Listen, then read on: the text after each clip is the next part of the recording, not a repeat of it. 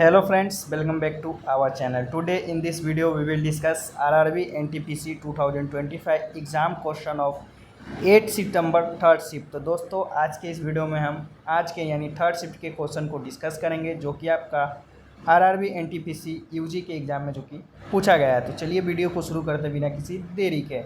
तो हमारा जो क्वेश्चन रहने वाला है आपका जीके जीएस पोर्शन और इंग्लिश हिंदी दोनों मीडियम में रहने वाला है। चलिए वीडियो को शुरू करते हैं। फर्स्ट क्वेश्चन है कि who was the first Indian cricketer to receive the Padma Bhushan, यानी पद्म भूषण प्राप्त करने वाले पहले भारतीय क्रिकेटर कौन थे। तो शायद आपका ये क्वेश्चन आया था। The first Indian cricketer to receive the Padma Bhushan was CK Naidu who was awarded 1956। Padma Bhushan प्राप्त करने वाले पहले भारतीय क्रिकेटर की बात कर ले तो CK नायडू जो कि थे, जिन्हें यह पुरस्कार जो कि 1956 में जो कि प्रदान किया गया था।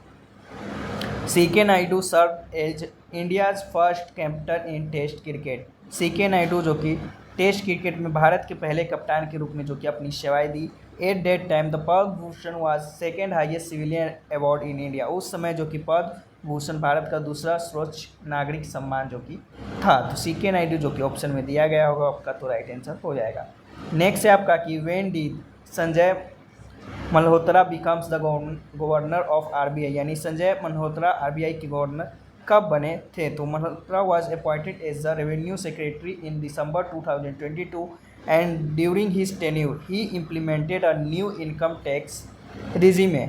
मल्होत्रा को जो कि दिसंबर 2022 में राजस्व सचिव नियुक्त किया गया और उन्होंने जो कि इस पद पर रहते हुए एक नई आयकर व्यवस्था जो कि लागू की थी। On 11 December 2024 Malhotra was appointed as the governor of RBI। 11 दिसंबर 2024 को जो कि मल्होत्रा को RBI का गवर्नर जो कि नियुक्त किया गया था। चलिए नेक्स्ट है आपका कि विच amendment was the Panchayati Raj system given constitutional status in India, यानी भारत में पंचायती राज व्यवस्था को संवैधानिक दर्जा किस संशोधन से मिला। तो the Panchayati Raj system in India was given constitutional status by the constitution 73rd amendment act 1992 which came into effect on 24 April 1993। भारत में पंचायती राज व्यवस्था की बात कर ले तो संवैधानिक दर्जा जो कि संविधान 73वां संशोधन अधिनियम 1992 द्वारा जो कि मिला, जो 24 अप्रैल 1993 को जो कि लागू हुआ था। After this article 243 to 243O were added under part 9 of the Indian constitution title panchayat. इसके बाद भारतीय संविधान में भाग 9 में जो कि पंचायतें शीर्षक के तहत अनुच्छेद 243 से 243 शामिल किए गए। This led to decentralisation of power to standard institution of rural self governments, यानी इससे ग्रामीण स्वशासन की संस्थाओं को सशक्त बनाने के लिए जो कि शक्ति का विकेंद्रीकरण किया गया।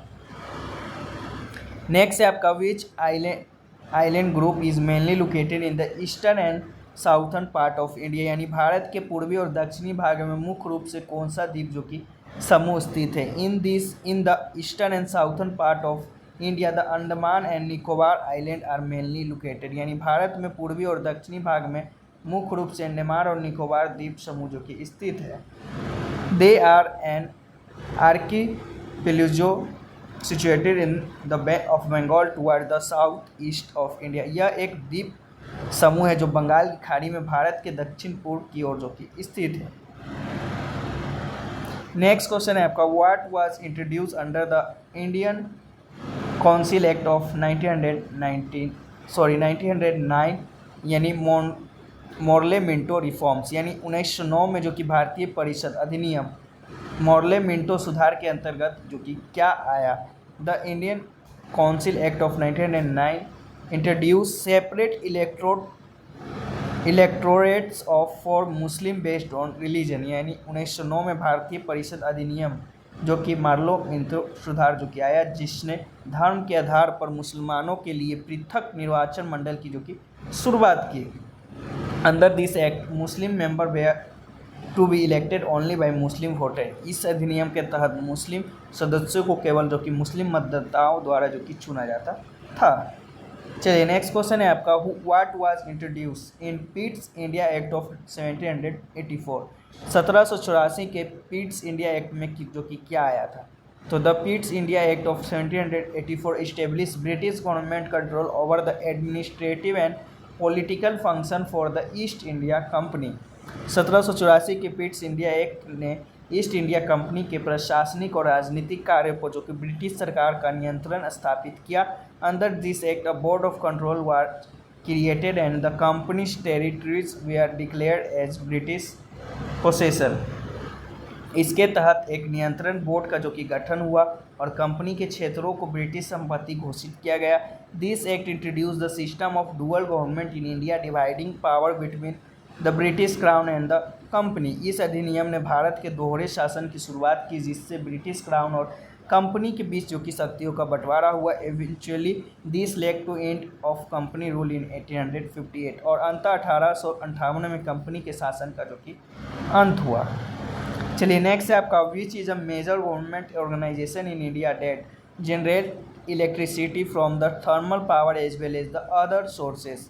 कौन सी भारत की एक प्रमुख सरकारी संगठन है जो ताप विद्युत उत्पादन के साथ साथ अन्य ऊर्जा स्रोतों से भी जो कि बिजली उत्पादन करती है? तो NTPC National Thermal Power Corporation is major government organisation in India that's generates electricity from the thermal power as well as the other energy sources. NTPC यानी नेशनल थर्मल पावर कॉरपोरेशन भारत की एक प्रमुख सरकारी संगठन है जो ताप विद्युत उत्पादन के साथ साथ अन्य ऊर्जा स्रोतों से भी जो कि बिजली उत्पादन करती हैं। It is a public sector undertaking PSU under the ministry of power government of India and is the largest power company in the country playing a vital role in India energy sector. यह भारत सरकार के विद्युत मंत्रालय के अंतर्गत एक सार्वजनिक क्षेत्र का उपक्रम यानी PSU है और भारत की सबसे बड़ी कंपनी बिजली कंपनी है जो देश के ऊर्जा क्षेत्र में महत्वपूर्ण भूमिका निभाती है। चलिए नेक्स्ट क्वेश्चन है आपका is a new reactor going to open in India in 2026। Bharat में 2026 में नया रिएक्टर खुलने वाला जो कि आपका नाम पूछा गया था। तो जादूगोड़ा जो कि आपका राइट आंसर हो जाएगा। In Jaduguda there is a no new reactor opening in 2026। It's mainly known for India first uranium mine. Jaduguda में जो कि 2026 में कोई नया रिएक्टर नहीं खुल रहा है, ये मुख्य रूप से भारत की पहली यूरेनियम खदान के लिए जो कि जाना जाता है। However in Kalpakkam Tamil Nadu a 500 megawatt prototype ई fast breeder reactor is expected to commission by 2026। हालांकि कलपक्कम तमिलनाडु में 500 मेगावाट का प्रोटोटाइप जो कि फास्ट ब्रीडर रिएक्टर जो कि 2026 तक चालू होने की जो कि उम्मीद है। चलिए नेक्स्ट क्वेश्चन के बढ़ते। नेक्स्ट आपका DRDO recently test fired the BrahMos supersonic cruise missile with new technology and control system from Chandipur Odisha on August 7, 2025. Additionally, DRDO Chairman Samir V. Kamath announced that the next generation lighter and smaller BrahMos NG missile is under development so that it can be widely deployed in India's Air Force fleet. Which of the following statement is correct? यानी DRDO ने हाल ही में 7 अगस्त 2025 को जो कि चांदीपुर ओडिशा में नई तकनीकों का और नियंत्रण प्रणालियों के साथ साथ ब्रह्मोस सुपरसोनिक क्रूज मिसाइल का परीक्षण जो कि किया। इसके अतिरिक्त DRDO अध्यक्ष समीर वी कावंत ने घोषणा की कि अगली पीढ़ी की हल्की और छोटी ब्रह्मोस एनर्जी मिसाइल का विकास चल रहा है ताकि इसे भारत की वायुसेना के बड़े में व्यापक रूप से तो कि तैनात किया जा सके। निम्नलिखित में से कौन सा कथन सही है? तो शायद चलिए जान लेते हैं। The BrahMos missile was state at Chandipur Odisha. BrahMos missile का परीक्षण जो कि चंदीपुर ओडिशा में जो कि हुआ था। तो देखिए एक्यूरेट आपका जो कि स्टेटमेंट ये शायद नहीं हो सकता है, पर इससे जो कि मिलते जुलते क्वेश्चन जो कि आपसे पूछा गया था। चलिए नेक्स्ट स्टेटमेंट की बात कर लेते हैं। The BrahMos energy missile be heavy and large. BrahMos energy missile जो कि भारी और बड़ी होगी। The test was conducted on 7 July 2025। परीक्षण जो कि 7 जुलाई 2025 को किया जाएगा।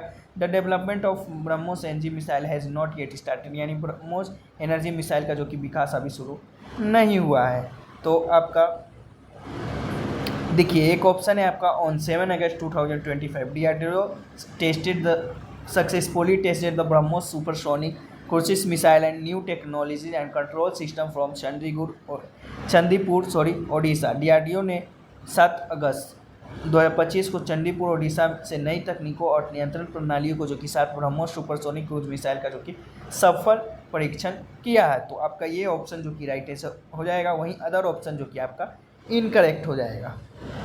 ऑप्शन बी सी आपका डी जो कि इनकरेक्ट हो जाएगा। चलिए नेक्स्ट क्वेश्चन की ओर बढ़ते हैं। नेक्स्ट एक आपका आया था कि when is world biodiversity day celebrated, यानी विश्व जैव विविधता दिवस कब मनाया जाता है। तो it is celebrated every year on 22 मई, यानी यह हर साल 22 मई को जो कि मनाया जाता है। This day was started in 1992 commemorate the adoption of the convention on biological diversity. इस दिन जो कि शुरुआत 1992 में जैव विविधता पर हुए कन्वेंशन को अपनाने में के उपलक्ष्य में जो कि की गई थी। इन 2025 the theme of international biodiversity day was harmony with nature and sustainable development, which emphasize the role of biodiversity in achieving the sustainable development goals। 2025 में अंतर्राष्ट्रीय जैव विविधता दिवस की थीम प्रकृति के साथ सामंजस्य और सतत विकास थी, जो सतत विकास लक्ष्यों की प्राप्ति में जैव विविधता की भूमिका पर जो कि जोर देती है। चलिए नेक्स्ट क्वेश्चन एक आपका आया था कि what is the full form of नक्शा, यानी NAKSHA का फुल फॉर्म जो कि आपसे पूछा गया था। तो under the digital India land record modernisation programme DILRMP the Naksha यानी national geospatial knowledge based land survey of urban habitation programme has been launch. Digital India भूमि अभिलेख अधिकरण कार्यक्रम के तहत जो कि आपका national geospatial knowledge based land survey of urban habitation कार्यक्रम की जो कि शुरुआत की गई है। तो आपका देख लीजिए फुल फॉर्म आपका ये होगा। चलिए नेक्स्ट है आपका the fertility of north India is mainly due to which river, ने उत्तर भारत की उर्वरता मुख्य रूप से किस नदियों के कारण होती है। The fertility of north India is mainly due to the Indus Ganga and the Brahmaputra river which has created vast alluvial plains. उत्तर भारत की उर्वरता मुख्य रूप से सिंधु गंगा और ब्रह्मपुत्र नदियों द्वारा जो कि अपने विशाल जलोढ़ मैदानों के निर्माण के कारण जो कि है। This river bring fertile alluvial soil from the Himalayas rich in fine particles and essential minerals making it highly sustainable for agriculture। ये नदियाँ जो कि हिमालय से उपजाऊ जलोढ़ मिट्टी लाती है जो महीन कणों और आवश्यक खनिजों से जो कि भरपूर होती है और कृषि के लिए जो कि अत्यंत उपयुक्त है। In addition this river also provides abundant water resources which support irrigation and agriculture development. इसके अलावा ये नदियाँ जो कि पर्याप्त जल संसाधन भी प्रदान करती है जो सिंचाई और कृषि विकास के लिए जो कि सहायक है। चलिए नेक्स्ट क्वेश्चन है आपका in which state is Idukki dam located, यानी इदुक्की बांध किस राज्य में स्थित है। तो बात कर ले तो Idukki dam is built on the Periyar river in Kerala India. Idukki बांध जो कि भारत के केरल में पेरियार नदी पर जो कि बनाया गया है। It is one of the highest arch dam in Asia, यह एशिया के सबसे ऊंचे आर्क बांधों में से एक है। The constitution of dam began on 13 April 1969। इस बांध का निर्माण जो कि 30 अप्रैल 1969 को जो कि शुरू किया गया था। चलिए नेक्स्ट आपका where is the Congo river located, यानी कॉन्गो नदी कहाँ स्थित है। The Congo river is located in central Africa and flow into the Antarctic ocean. Congo नदी जो कि मध्य अफ्रीका में स्थित है और अटलांटिक महासागर में गिरती है।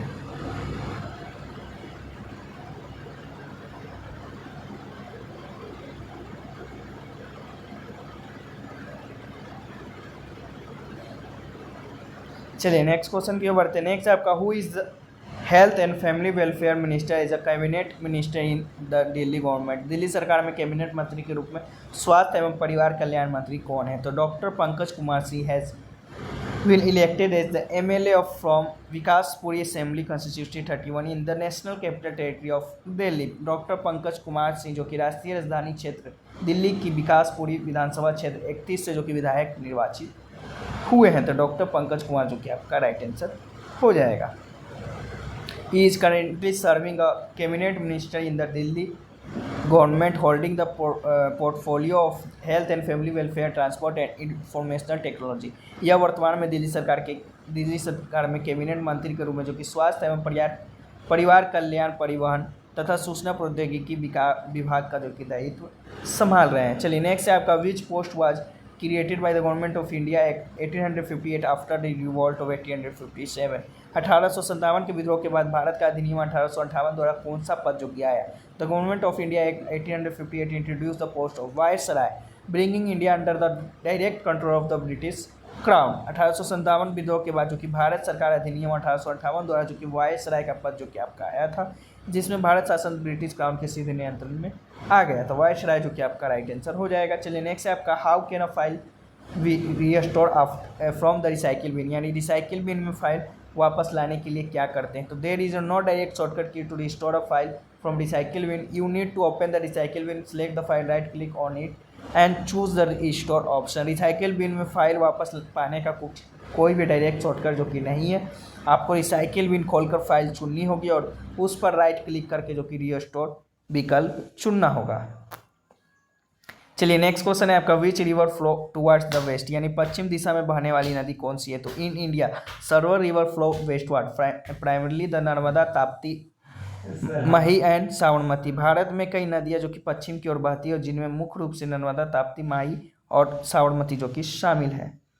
चलिए नेक्स्ट क्वेश्चन है आपका to which period of Bhimbetka caves belong, यानी भीमबेटका गुफाएं का संबंध किस काल से? तो the Bhimbetka caves mainly belongs the palaeolithic and mesolithic period although evidence from the historical period is also found. Bhimbetka गुफाएं जो कि मुख्य रूप से पूरा पाषाण काल और मध्य पाषाण काल से जो कि संबंधित है, हालांकि इनमें ऐतिहासिक काल के विषयों की साक्ष्य मिलते हैं। तो ये रहे क्वेश्चन जो कि आपके आज के थर्ड शिफ्ट में पूछे गए थे। बाकी इसका जो PDF है आपको टेलीग्राम चैनल पे देखने को मिल जाएगा, तो वहाँ से भी ज्वाइन होकर आप लोग क्वेश्चन को रीड आउट कर सकते हैं। तो चलिए फिर मिलते हैं नेक्स्ट किसी और वीडियो में, तब तक के लिए जय हिंद, जय भारत।